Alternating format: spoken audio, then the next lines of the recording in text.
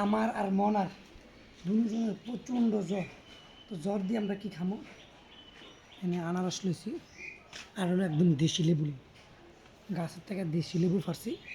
তো দেশি লেবুটা সিপ দিয়ে দেবো আনারসের উপর। মনা আজকে কয়দিন ধরে জ্বর তোমার? 3 দিন ধরে জ্বর। আর কালকে আমার বৃষ্টি দিয়ে ভিজছি, তো বৃষ্টি দিয়ে ভিজে দোকানদারি করছি। আর আইতে সময় এমন জ্বর হচ্ছে রাইতে, তারপর সাথে সাথে আবার চোখের সমস্যাটা বেড়ে গেছে।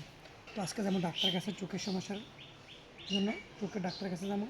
আর জ্বরের জন্য এই যে জ্বরের ওষুধ খেতেছি, আনারস আর দেশি লেবু সিপ্পা দিতেছি। তো এই জন্য আজকে কিন্তু আমি জুস তোমার বন্ধ থাকবে।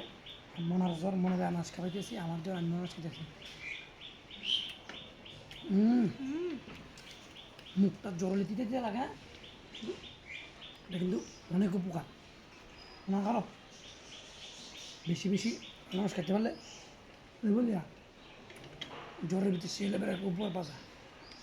তো আমি কিন্তু জ্বর হলে বেশিরভাগ এটি খাই। আপনিও সেটা কিন্তু খাইতে পারেন, খুব মজাদার একটা খাবার আর শরীরের জন্য অনেক ভালো। কিন্তু জ্বরের ভিতরে অনেকটা হেল্প পাওয়া যায়। ভালো লাগবে শেয়ার করে দেবেন।